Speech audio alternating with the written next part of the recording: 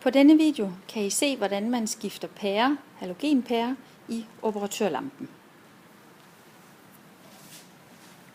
Man starter med at dreje på dækslet, så løfter man op i skærmen og trækker udad. Indenunder kan man se et aluminiumsdække, det trækker man lige så forsigtigt ud i. Og så kommer vi ind til pæren. Når det er halogenpærer, er det vigtigt, at man ikke rører ved dem med fingrene. Man skal også være opmærksom, når man fjerner den gamle, at man ikke brænder sig, hvis den har været tændt, så derfor bruger vi i det tilfælde en serviet.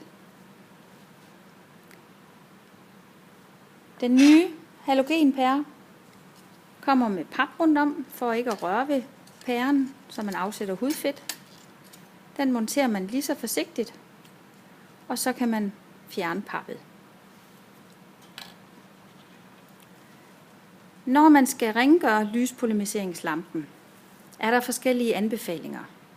Lamellerne kan aftørres med sprit.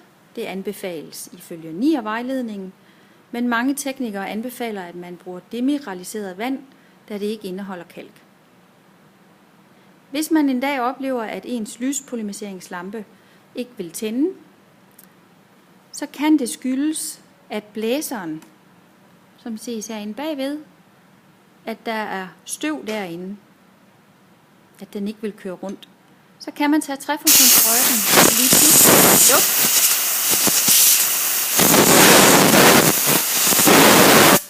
Se om den så vil køre.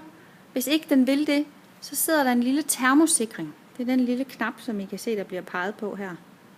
Så kan man trykke på den, så vil lyslampen fungere. Operatørlyset fungerer igen. Man skal dog være opmærksom på, at det kun er en nødløsning. Man er nødt til at kontakte sin tekniker.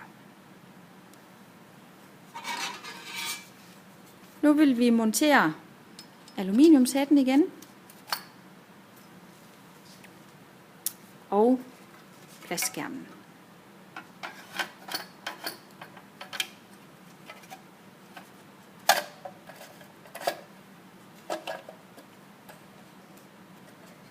Så drejer man på nøglen igen, så den bliver spændt. Og så fungerer den.